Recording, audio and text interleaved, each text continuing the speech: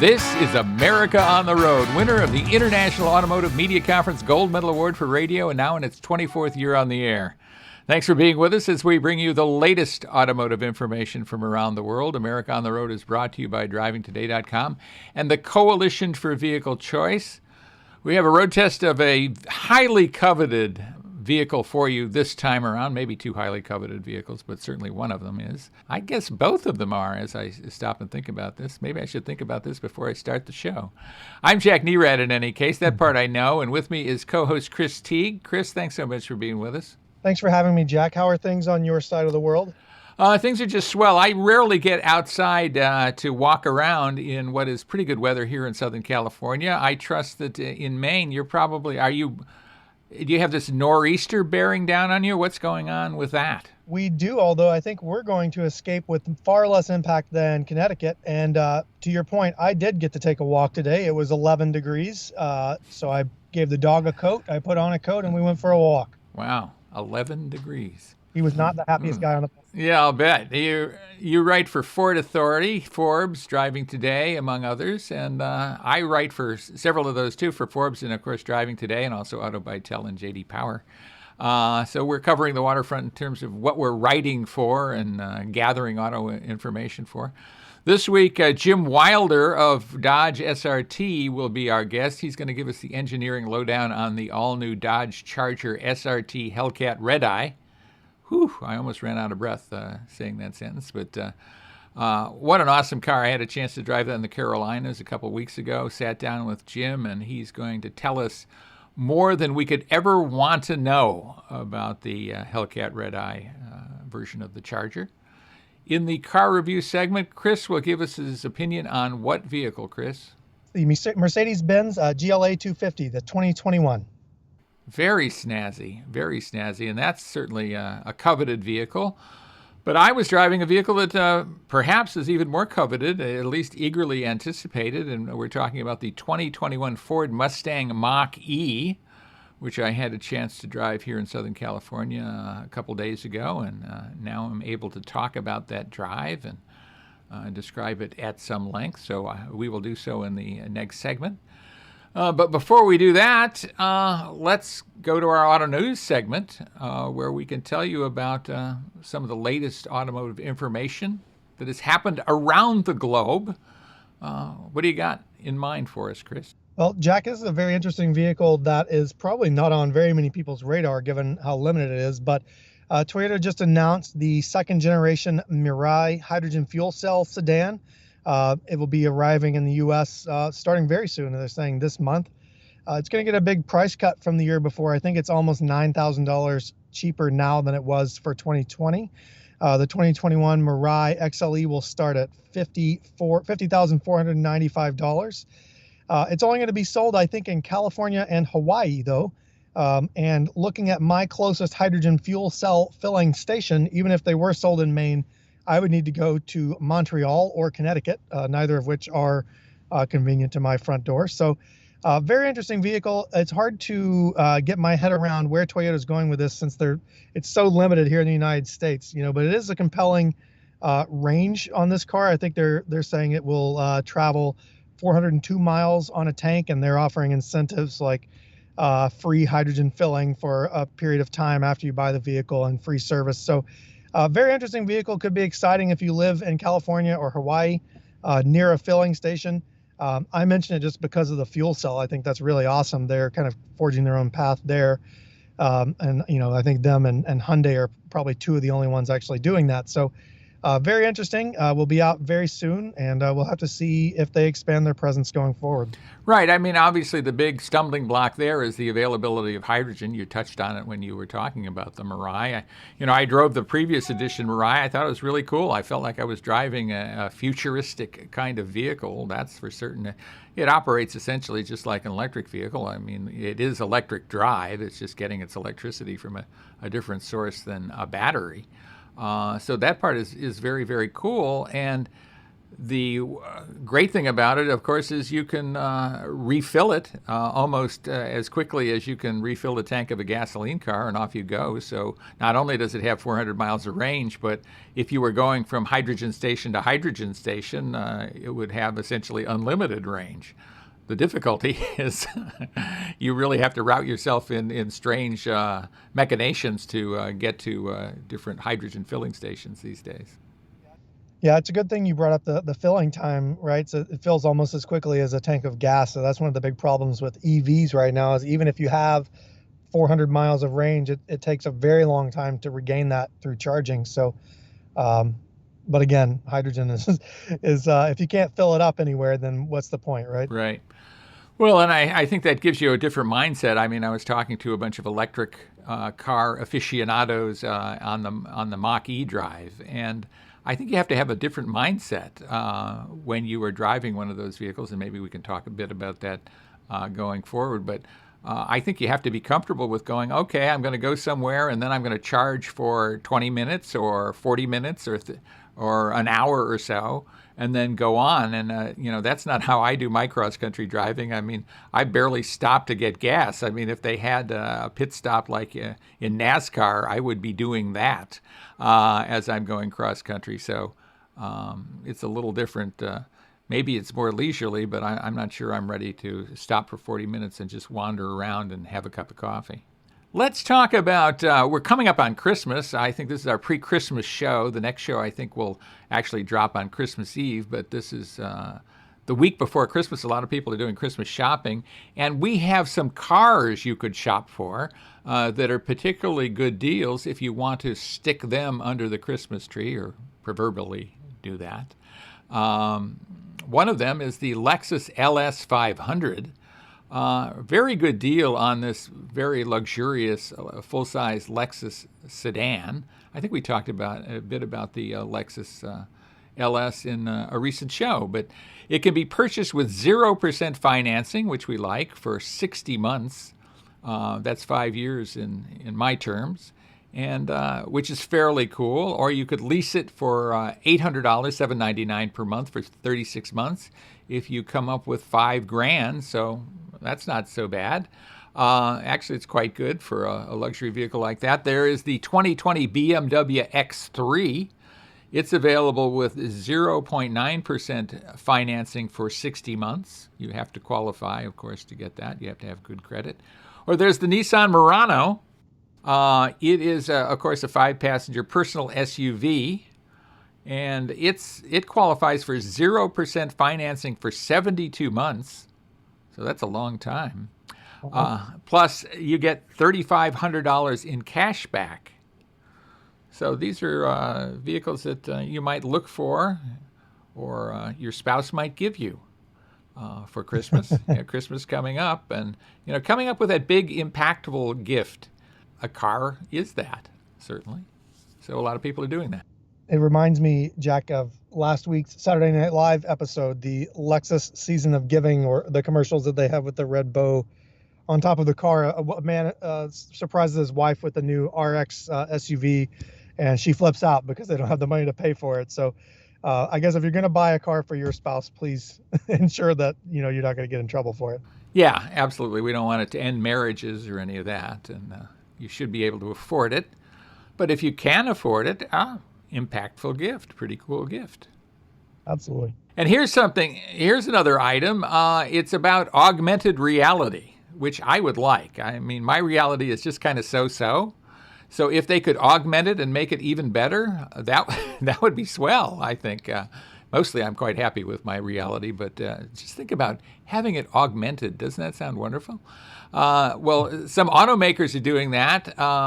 They're thinking about using Snapchat, the messaging app, to place virtual vehicles in front of people so they can see what they're like on Snapchat before they go to buy them. I think a lot of people are shopping on their phones, so this makes a heck of a lot of sense. This whole thing about augmented reality is getting more real in terms of what car marketers want to use. I talked to the some folks over at Relay Cars. They're part of Evox Images, and they do just a wide variety of things like virtual reality and augmented reality to create a virtual showroom.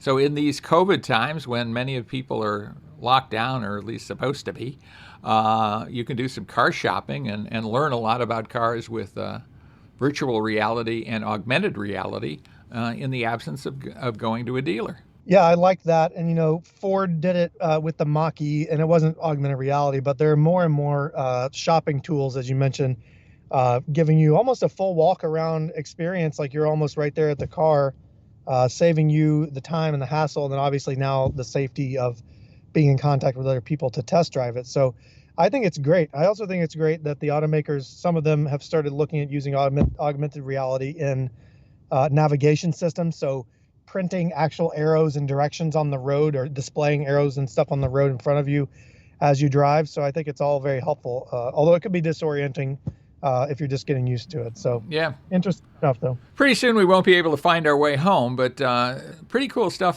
from Relay Cars, where you can actually place the vehicle in your driveway, and not just kind of in a weird way, but it actually scales to your driveway, or so you can see if it fits in the garage. So that's not a bad thing. There's some vehicles that won't fit in our garage, so we have to be careful about that. Thankfully, I don't have well, not thankfully, but I don't have a garage to worry about right now, but our new house will. So I'm thinking about. That's good. It's interesting. They were very forward thinking when they built that house in 1780 that they would also build a garage. I know, the barn, they just built a door right there. They even had a garage door opener on it. So that's perfect. Wow. That's people, they were thinking. They were thinking. In the next segment, Chris will be taking a look at the Mercedes-Benz GLA 250. And then I will give you what I know, which I guess is kind of quite a bit, about the Ford Mustang Mach-E, the much anticipated all-electric Ford Mustang. So stay with us for that. With Chris Teague, this is Jack Nerad with you. And thanks so much for being with us right here on America on the Road. Welcome back, everybody, to America on the Road with Chris Teague. This is Jack Nerad with you, and we're so glad you're with us. We really do appreciate you joining us here on America on the Road. And let me ask you this, too. If you like what you hear on America on the Road, please pass us along to a car buddy of yours, somebody who also cares about cars, I think would enjoy the show. So please let them know about it if you like it. If you don't like it, well, keep it to yourself. But thanks so much for being with us. We appreciate it. This is Road Test time, and we have Chris Teague talking about a very zooty vehicle from Mercedes-Benz. Tell us all about it, Chris.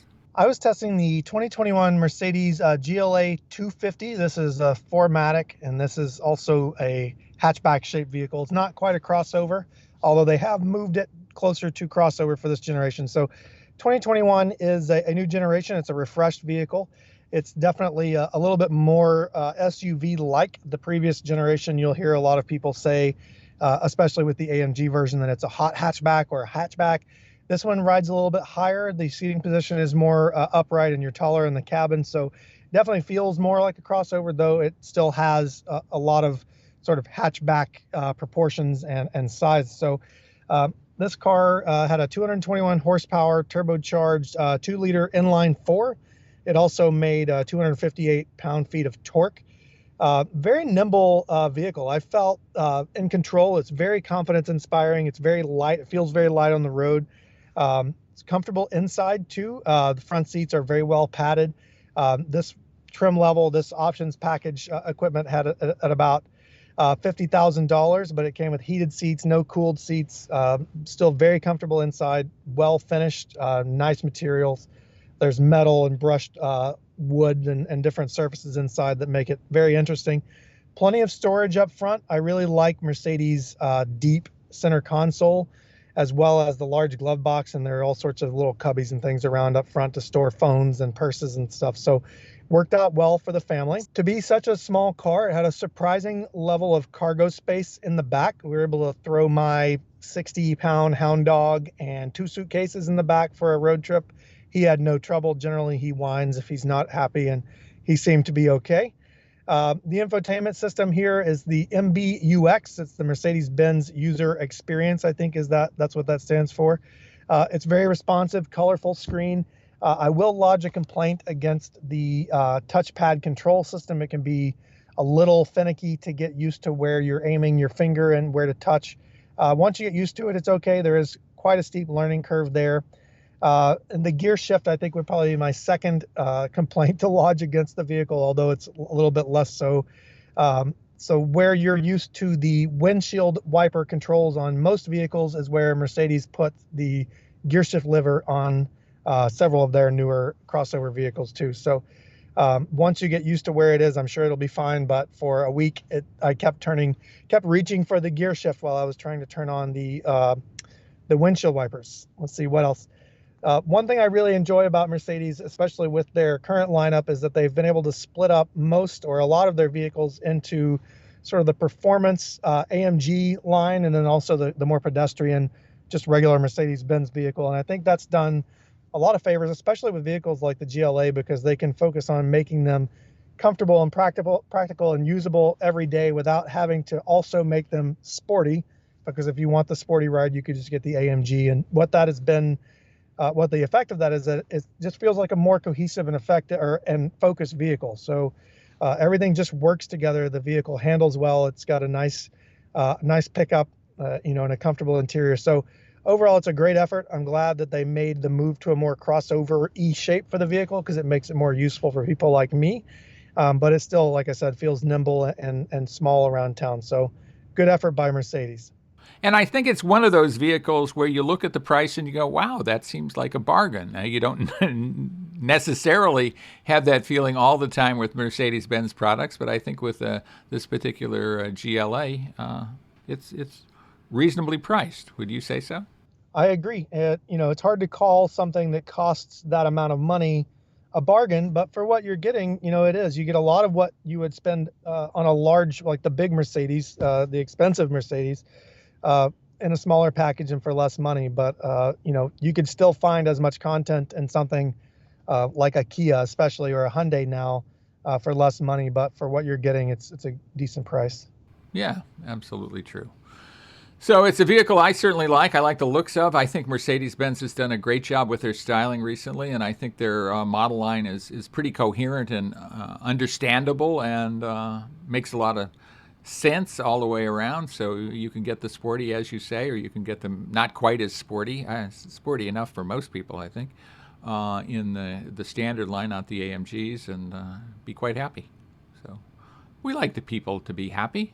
Happy, happy, happy. Exactly. I will come back and correct my earlier price statement. This one checked in at just under $45,000, so not quite 50.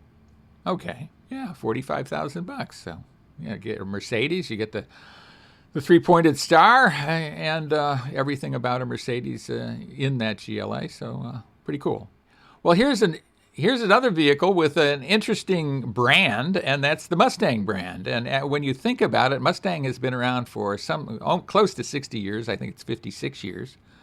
And yet there has been nothing beyond the Mustang. I guess if those with really long memories can remember the Mustang 2, with some degree of chuckling, I think.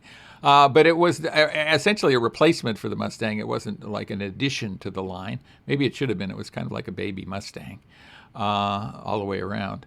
But this time around, there is a new Mustang with the current Mustang that we know, the coupe, as many of the English-trained Ford engineers talk about it. And it is the Mach-E SUV that is coming to market almost immediately. I had a chance to drive it. I was one of the lucky journalists who was on a recent drive event that Ford had here in Southern California. And so there are going to be the sports coupe model that we're well aware of, the convertible version of that, of course, and now the Mach-E SUV.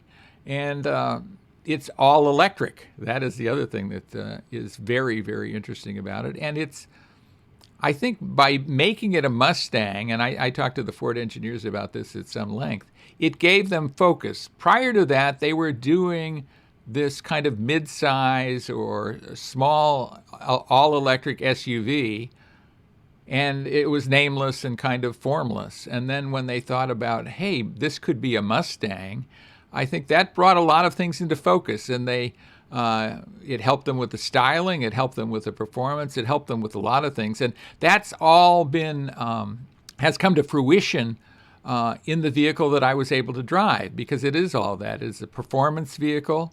It has a lot of the Mustang spirit in it. At the same time, and I actually gave my 19-year-old daughter a ride in it when I had it to get her take, get a take from a different generation than mine. And she likened it to a Tesla. She immediately drew that just from looking at it, actually, even before we went inside. And then when we went inside and saw the giant infotainment screen and those things that kind of echo Tesla, even more so. And then the drive, of course, is an electric drive, which means almost silent, very powerful. The GT version of this, which is yet to come to market, and I did not drive, is expected to have 480 horsepower.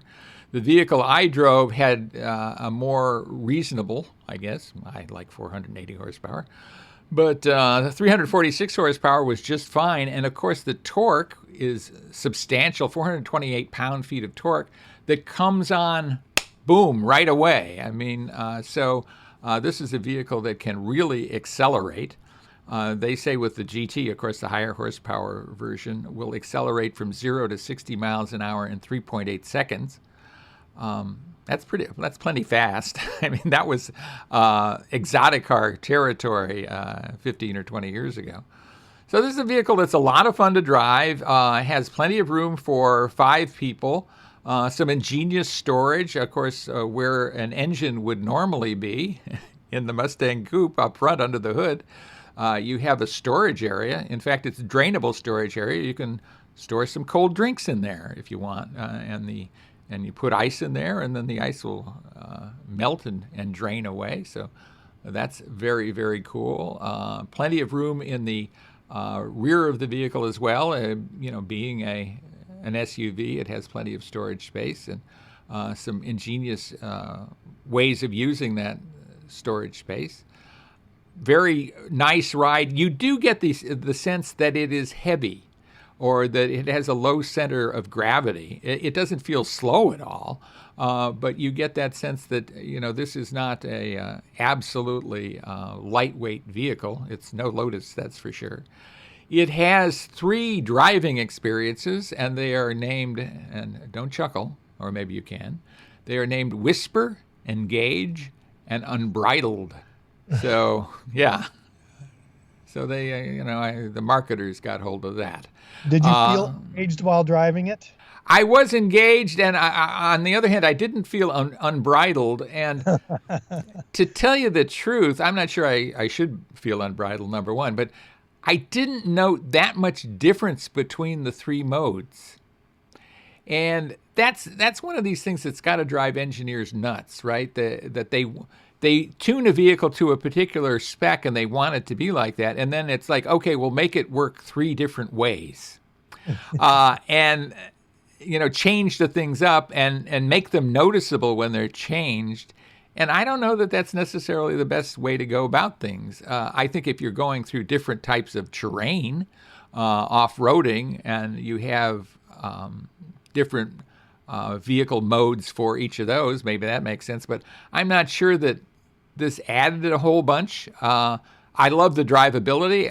It's nice that you have the fact that this changes. And it does change the graphics on the instrument panel. So if you want, say, orange, go unbridled. But all in all, I like the vehicle a lot. I think it does things that Tesla doesn't do in an interesting way. I think it is in some ways very true to the Mustang heritage, and it certainly is a performance vehicle, a fun to drive vehicle. It has the next generation of sync in terms of communication, so it's a very, very good interface, and this massive touchscreen. You could show movies on it. You shouldn't do that while you're driving. But all in all, this is, I think, a home run effort. It is competing in the North American Car of the Year, Utility of the Year, and Truck of the Year competition, of which I'm a juror, and I'm sure it's going to do well in its Utility of the Year area. I can't say right now that it will win, but it would be an odds-on favorite to win in the utility segment, according to 1 out of 50 jurors, me. But this is a really good vehicle, and I think Ford has done a great job with this. I think the fact that it is a kind of focused on Mustang did a lot for it, and there are very, very good things about it. In terms of, I should mention, of course, electric vehicles, so I should talk about range. They being Ford, estimate range at least 300 miles in rear-wheel drive configuration. So that's a nice amount of range. And then between that, you go to Starbucks, get a cup of coffee, let it take on more electrons, and then you go about your business after that. So very cool. I was not one of the early lucky journalists to drive the vehicle, but I have been told that it will be trailered to my house in the near future. But I don't have a problem with the fact that they call it Mustang. In fact, I think it's, like you said, it gave it focus and helped them get a good product out the door. And I also think that the vehicle does a lot of what Ford needs to do to modernize itself for the future. So you mentioned the infotainment screen in the new version of Sync, which is now Sync 4. And that enables over-the-air updates for them. So that will help them extend their product range or product line time frame, because they, like Tesla does, can start updating the vehicles remotely. And the new system will be in the F-150, also the 2021 F-150. So they're going to be able to change the way the vehicle drives and some characteristics, electronically and over the air via the connected modem, that you won't have to go to a dealership. You don't have to buy a new car. They're just new features will appear over time. And I think that's a really big step for Ford, and it's a great move for, kind of a legacy automaker to make. Yeah, I think it's absolutely terrific, as long as it works. Yes. I've been in some cars where they just decided, as I was sitting at a stoplight, to update the system, and that's more than a bit disconcerting to have happen. So as long as that stuff is working, I'm 100% with you, and I think Ford is onto that and onto the fact of what they really need to do. So I think... this is going to be a winner in the marketplace. I think a lot of people will really love the Ford Mustang Mach-E. I agree. So when we come back, we'll be taking your listener questions. That's what we're going to do next. And Chris Teague will be with me answering questions that you have given us. So stay with us for that right here on America on the Road. Welcome back, everybody, to America on the Road with Chris Teague, Jack Nerad with you for question and answer time. We love to take your listener questions. It's very easy to reach us. Editor@drivingtoday.com is where you would send your listener question, and then we'll answer it on an upcoming show. Thanks so much for reaching us at America on the Road. And so let's go to a question. Here's a listener question from, I think, Illinois. What are the most reliable 10-year-old cars? That's a pretty good question. I agree. And if I had to take a guess, and I do have to take a guess because that's what you're asking me, I'm going to say that the number one most reliable 10-year-old car is a Lexus or a Toyota. And in fact, because I just sold my 10-year-old Lexus and it was running like a top. So I think that's probably a good choice. I think there's probably going to be a Toyota Camry, a Honda Accord, and a Toyota Corolla on this list. Am I right? Could be. I mean, it's our opinion, so we're allowed to have them. I mean, I don't think there's one definitive answer. I mean, I certainly did some research to put together a list, but yeah. Okay. Well, in that case, then yes, a Lexus or a Toyota or a Honda will be the most reliable 10-year-old car. Although Hyundai and Kia have made a big run at quality in the last decade, and I think you could probably get lucky with those guys as well. Right, and there's another brand I don't believe you mentioned that deserves to be on the list, and that is Buick. Buick builds very dependable cars and was building dependable cars a decade ago, and the Buick LaCrosse is on the list, and maybe another Buick or two. And certainly, I think you mentioned Hyundai and Hyundai Sonata certainly deserves to be on the list. Their midsize car, and that continues to be a very reliable car to this day. And then, as you mentioned, a lot of the Toyota and Lexus models have extreme reliability. Yeah, you mentioned Buick, and I almost was shocked for a minute until I realized they have the 3800 V6, which is like literally unkillable. So I think that's probably not that surprising in light of that information. Yeah, I would say they're not the most exciting cars necessarily, but they absolutely do hold up. And the Buick people screw them together very well, so there's a lot to like about those. Especially if you're looking for a transportation car and not wanting to spend a lot of money, which is kind of the definition when you're looking for a transportation car. And so all of these are pretty good choices. But if you bought a LaCrosse, say, or an Avalon, you'd be getting a lot of car for the money, I think. Agreed. Well, I hope it was interesting to you, and we had a little guessing game out of it, so that was fun. And like I say, we love to take your listener questions, so send them to us here at America on the Road. And when we come back, we'll be talking with Jim Wilder of Dodge. He will give us the engineering lowdown on the all-new Dodge Charger SRT Hellcat Redeye. Boy, he's got a lot to say about it because he was intimately involved in engineering this vehicle. He loves it, and there's very good reasons to love it. So just look for that interview with him when we come back. So with Chris Teague, this is Jack Nerad. Thanks so much for being with us right here on America on the Road. Welcome back, everybody, to America on the Road. Jack Nerad back with you, and we are so pleased to be at Carolina Motorsports Park with a great guest for you, a really interesting guy who has a terrific job. I mean, I can't imagine having a better job than what Jim Wilder has at SRT on Charger and Challenger. How cool is that, right? It's a great job. I love it. I've been doing it for, 14 years. So it's not a job that I intended to vacate at any time. It's like, this is the dream. Let's dive in. Going fast. I mean, I lived through the golden era of muscle cars. I'm old enough to have lived through that. Maybe I caught the tail end, but, did it. Now, we're really at the golden era of muscle cars, aren't we? Talk a bit about that first. We really are. I mean, if you go back to the 60s and the early 70s, I mean, yeah, those were great cars. They were fast cars. People have lots of nostalgia about them. But the cars we have today have more power in entry-level positions, let alone the high-level ones. You're talking 800 horsepower street cars. They get good fuel economy. They have air conditioning. They stop well. They do all these things well. And you can drive them across the country comfortably. That's, I think, what's so amazing about these cars. We're talking about Challenger SRT and Charger SRT, among others. But is that they're dual use. I mean, you can use them as an everyday vehicle, and here we are at Carolina Motorsports Park. You can use them as an everyday vehicle, and then they just have mind-boggling performance potential as well. Talk a bit about how you're able to do that. It's really amazing. The technology gets us there. A modern engine is a far cry from the engines of the 60s. And then the technology in the suspension, the brakes, the tires. Tire technology has gone leaps and bounds. And it really does, almost year over year. You think it's round and it's black and it's rubber, but no, there's a lot of technology in them. One of the things that really gives us a lot of range of authority, I would say, is, give it that Jekyll and Hyde nature, is the suspension.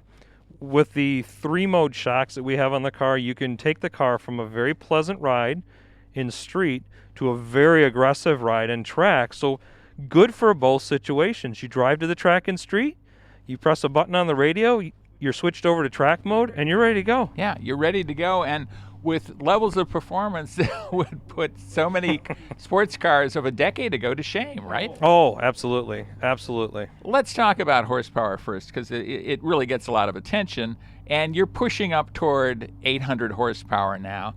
Right. Tell our listeners about the power plants available in the SRTs here, and then let's talk a bit about that.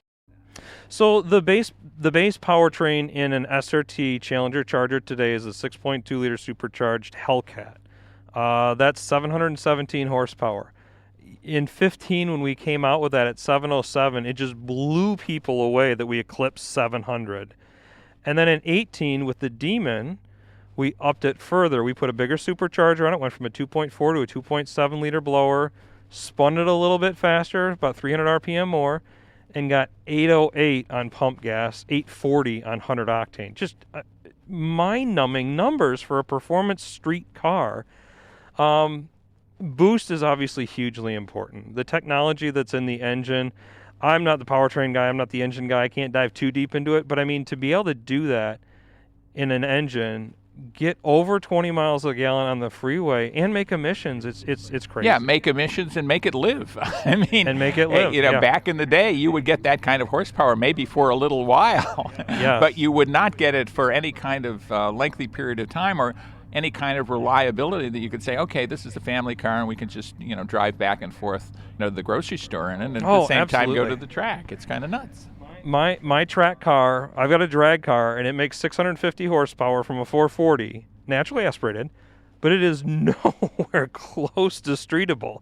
Race gas, high compression, big cam, and it idles at 1,500 RPM. These things idle at 800 RPM and make emissions and make more power. Right. You have a well-rounded package in SRTs, right? I mean, I think that's part of the mindset, right? It's not just a devoted drag strip car or a devoted roundy-round kind of track car or whatever. Right. It does all kinds of things. How do you get all that together? I think it's the way you focus on what your objectives are. The Demon was a pretty track-focused car. Cars like ACR Vipers were very track-focused cars, so that was the top of the ladder objective, the prime objective. Our objective with all the standard SRTs are to make them really good street cars as well as the best track cars they can be.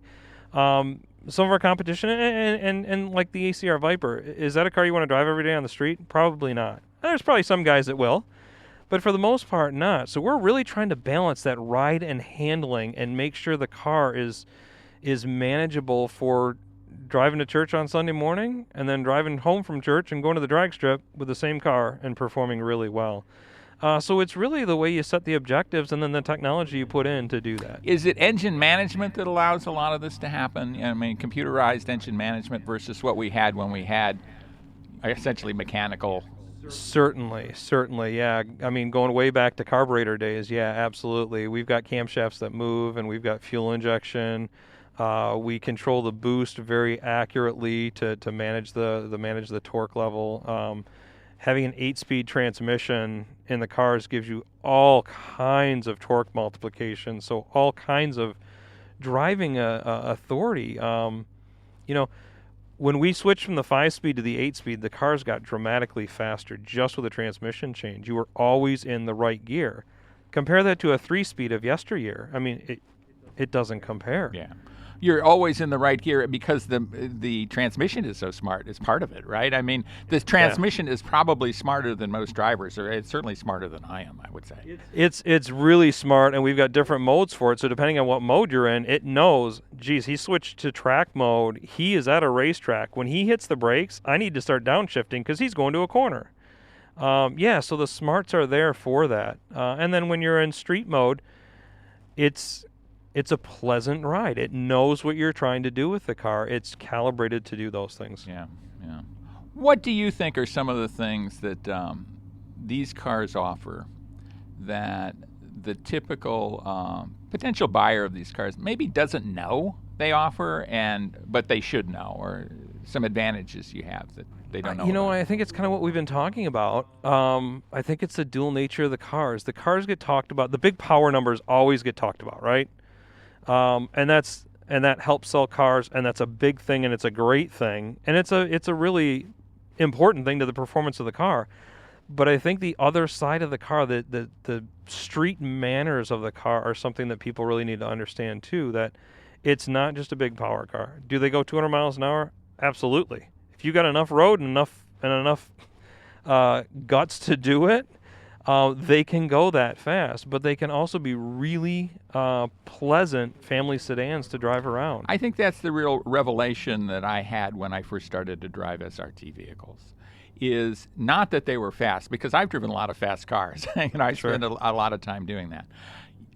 There was a time when you gave up a lot for that speed, right? You gave up all kinds of utility and comfort and a variety, reliability, a bunch of things. Right. Now it doesn't seem like you're giving any of that up, and if anything, it's enhanced. Talk about that. Yeah, that's true. That's true, and it's the tech that's in the cars again. It allows us to have that ability to do both sides of it, to really have a comfortable car. Do we give up things? Of course, there's always compromises. If we made the car stiffer, would it handle a little bit better? Yeah, it probably would. Would you want to drive it every day? Probably not. So we're really trying to get both sides of the customer's requirements. I mean, most people don't race these things every weekend. Most people want to have the people that buy our stuff want to have a fast car. They want to have a big, bad, baller car that they can drive around and show off to their friends. Do they track them every weekend? Probably not. But the car is capable of doing it. But it's also capable of driving him and his family or her and her family around all the time comfortably. Do they track them much at all? I'm kind of curious about that. And if so, what kind of track experience do they have? Yeah, for certain. In fact, some of the tracks that we go test at, we'll see a track day event happening maybe the day before, the day after us, and we'll see SRTs roll in. And that goes from Challengers and Chargers to Durangos. And Grand Cherokees as well. I think if you ask customers, the majority of them drag race them over road race them. I think some of that is accessibility.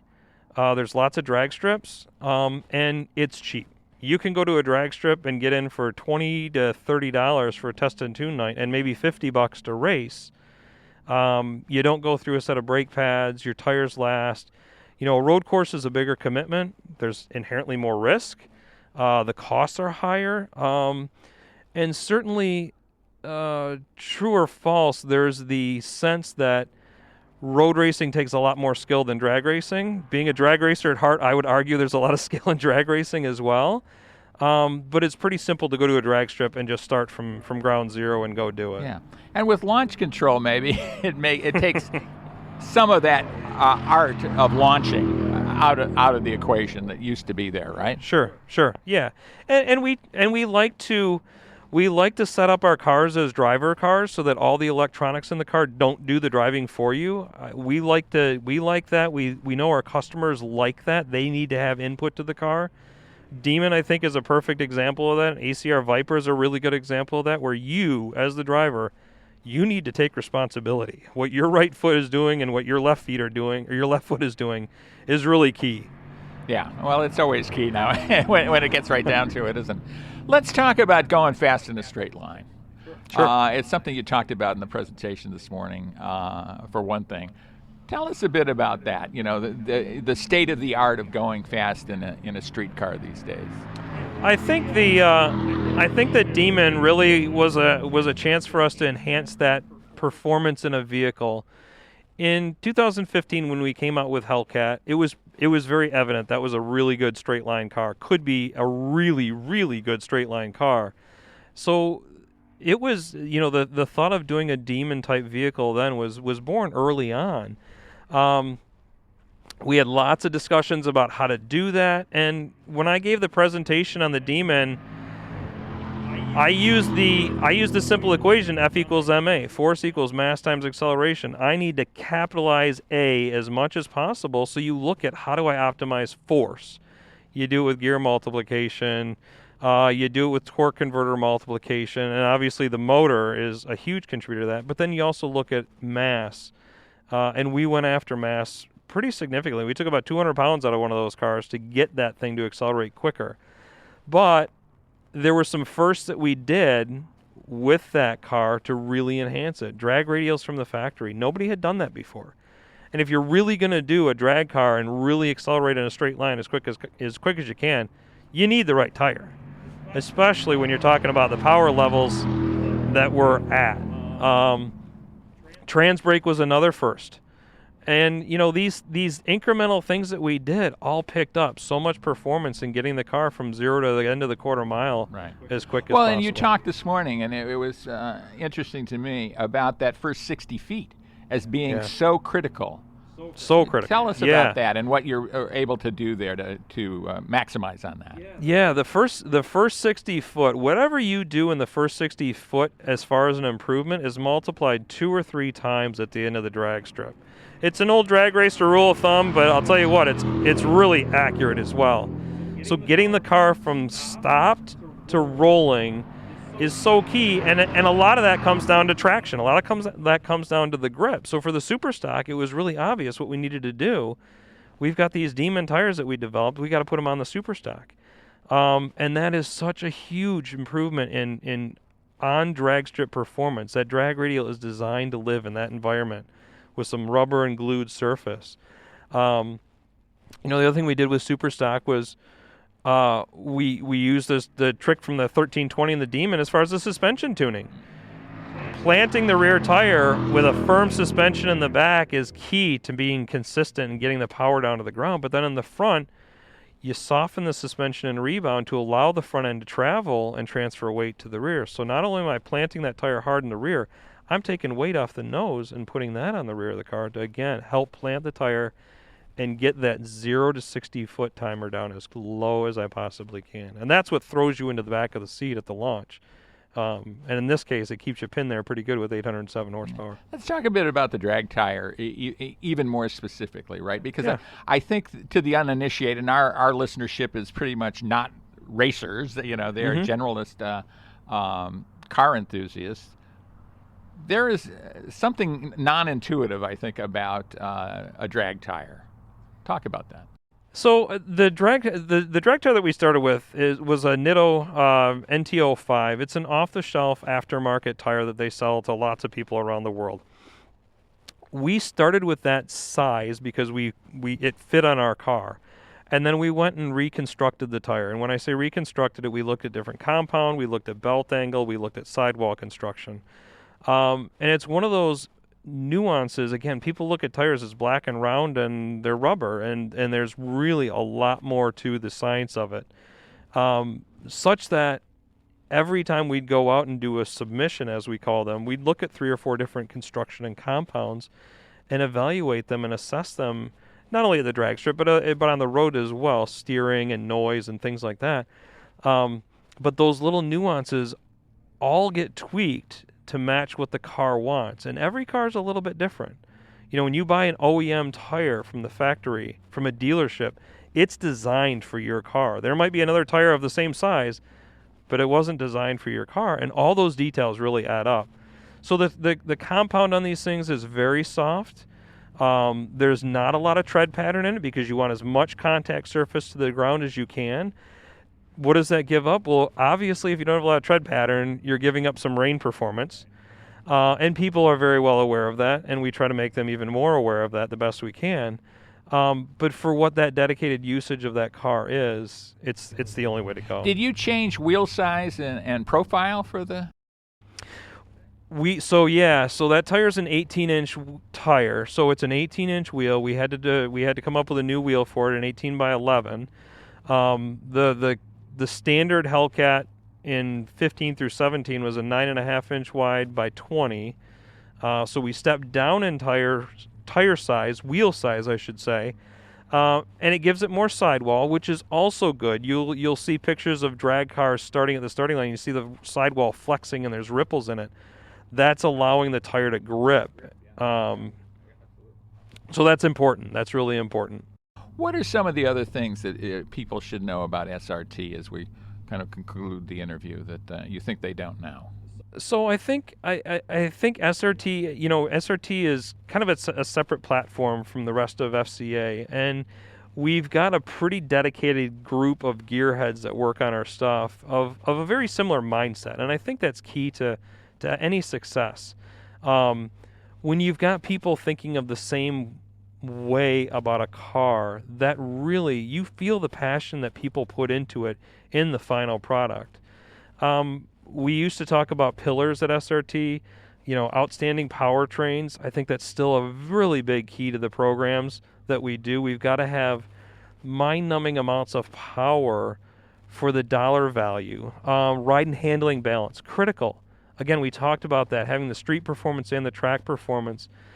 Interiors don't get a lot of airtime, but I think that's really critical too, because that's something that you touch as a driver every single day. So having little touches on the interior, be it leather, Alcantara, carbon fiber, all those little details kind of add up to make a racy kind of interior. Exteriors. we try to make our exteriors work and functional. We do make them functional and work, I should say. You know, aero balance is really critical for a high-speed car. Having too much lift makes a car unresponsive at speed. Having not enough downforce in the rear makes the car unstable at speed. So we really try to balance those things and make them functional. Right, and getting enough cold air to the engine, right? We got to have cold air to the engine. You've got to have inlets. I mean, all these little details. Braking is super critical. We're putting cars on the track. You can't fade the brakes in a lap. They've got to last lap after lap after lap. So there's a lot of details in the car that I'm not sure the average person knows that we look at really hard and make sure they work in a street environment and on a racetrack environment. Yeah. And I think the cool thing about these cars is you can live with them every day, have all this performance, not give up anything really, in fact gain from having an SRT versus the other versions of these cars. I think that's a really cool takeaway that I've learned over the course of several years now. Well, that's something we certainly take pride in, and I appreciate hearing that. Well, Jim Wilder, thanks so much for being with us. We really do appreciate it. Thanks for having me on. And stay with us, everybody. We'll be right back right here on America on the Road. And that was our interview with Jim Wilder of Dodge, talking about the really exciting Dodge Charger SRT Hellcat Redeye. What a car. What a blast it was to drive that vehicle. And we thank him so much for giving him his insight into that vehicle. I don't think there's anybody who knows that vehicle any better than Jim Wilder. And speaking about people who know stuff, Chris Teague is our co-host. He knows a heck of a lot about cars, and it's a blast always to have him on the show. Thanks so much for being with us again, Chris. I have to clear the blushing off of my cheeks here. That was a very, very nice compliment. But I will thank you for having me, and I'll thank everyone for listening. And if you like what you heard and you want to get more of what we're giving, please hit the subscribe button and leave us a review wherever you get your podcasts. That'll help us continue to grow and get in front of more people and hopefully bring them along for the ride as well. Yeah, Chris talked about giving too, and that's really why we're here. We hope to give you some information that can be useful for you. So thanks so much for joining us to hear that. And if you care about giving, you might care about my recent book, The GR Factor, Unleashing the Undeniable Power of the Golden Rule. Check that out at Amazon and Barnes & Noble and bookstores near you, if you would. The GR Factor by Jack Nerad. That's me. So check that out, and thanks so much for being with us on this edition of America on the Road. Merry Christmas to all of you out there, and we look forward to joining you again when the next episode of America on the Road appears, and I think that's going to land on some people's doorstep on Christmas Eve. So thanks so much for being with us, and join us again next time right here for America on the Road.